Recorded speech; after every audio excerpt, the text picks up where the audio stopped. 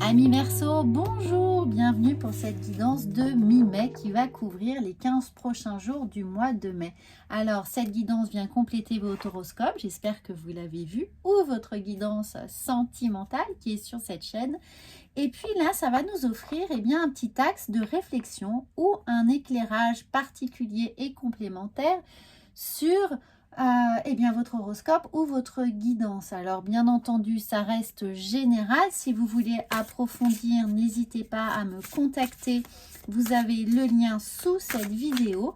Et puis bien sûr, si vous le souhaitez, vous avez également la possibilité de télécharger le petit journal holistique du mois de mai. Le lien est aussi sous la vidéo. Il est offert, il fait une trentaine de pages et il vous permet de travailler sur vos énergies du mois de mai. Alors, on va prendre 5 cartes et je vais vous expliquer comment les interpréter. Évidemment, c'est un tirage en croix qui est différent pour vraiment redéfinir vos énergies et l'axe de réflexion qui va s'imposer pour vous ou non. On va ensuite le compléter avec l'oracle de la triade et le terminer avec l'oracle de la vision intérieure. Donc l'énergie qui est là pour vous pour ces 15 prochains jours jusque début juin, l'énergie principale qui est la vôtre, nous avons le cavalier de coupe. Alors, amis Verseau, est-ce que vous avez quelque chose à revendiquer, quelque chose à mettre en avant ou à partager avec quelqu'un dans votre domaine personnel ou professionnel? Ici, on a envie de faire état de son ressenti, de mettre des mots sur des sensations, sur des ressentis, sur peut-être des choses qui sont un peu latentes, qu'on n'a pas eu le temps d'exprimer clairement en fonction des énergies qui étaient là, des circonstances qui n'étaient peut-être pas les bonnes au moment où vous en aviez envie. En tout cas, là, au mois de mai, on prend le temps de véritablement partager les choses. Donc ça, c'est très bien. On va voir ce qui vient vous aider. En tout cas, on a très envie. On est dans les starting blocks pour commencer à envisager une ouverture, un dialogue. On a besoin d'un échange ici avec quelqu'un. On a besoin de mettre ses sentiments sur la table. Ce qui va vous aider, c'est le pendu. Alors, prenez le temps de mettre ces mots en place, de choisir les bons mots surtout.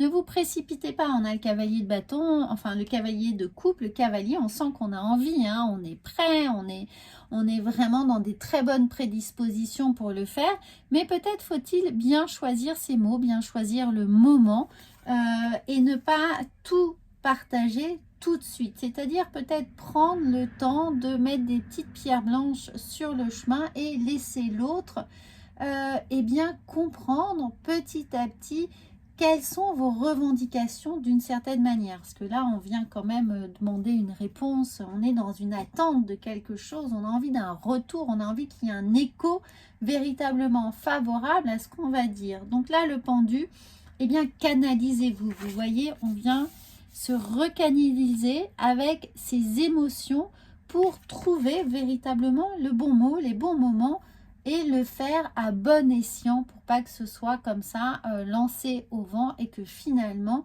personne ne soit véritablement attentif à ce qu'on a à dire. Alors, ce qui va vous aider, là c'est vraiment ce qui vous aide, mais là le mental avec lequel vous pouvez commencer à aborder et à mettre les choses en place. Nous avons la reine de bâton.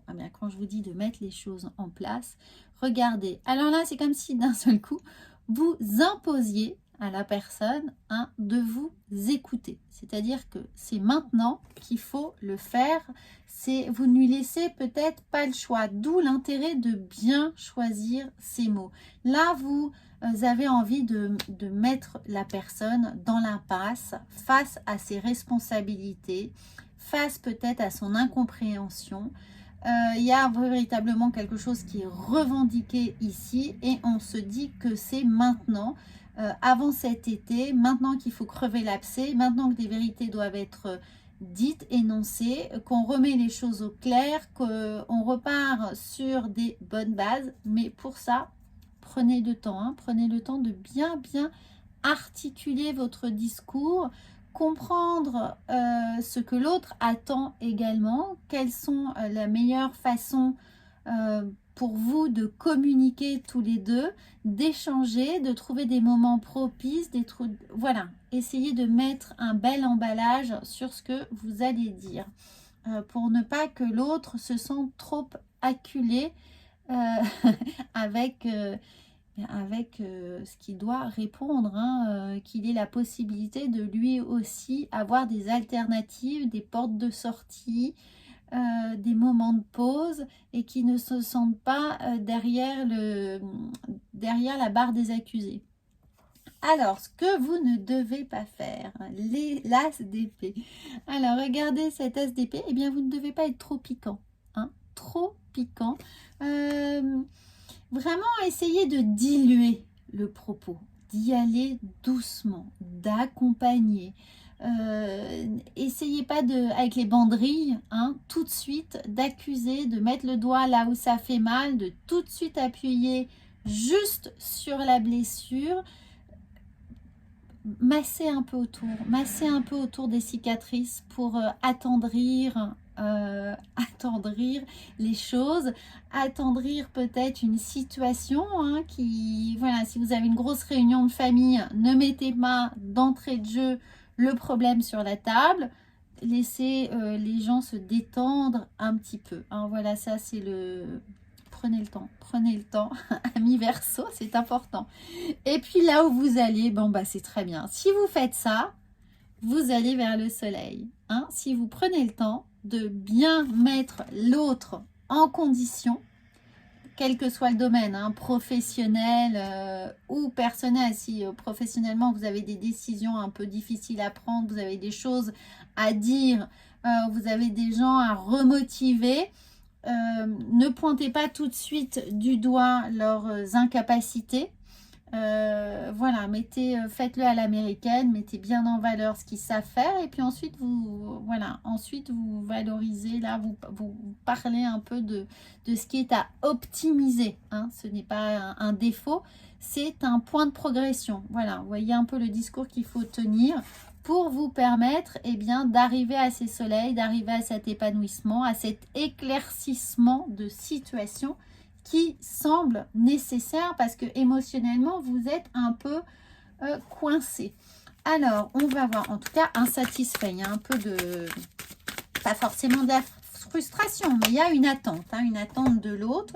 Alors oui, on est dans l'impasse, oui, on a envie de mettre les choses bien au carré, on a envie que ce soit structuré, on veut savoir à quoi on doit s'attendre, sur quelle base on peut commencer à discuter.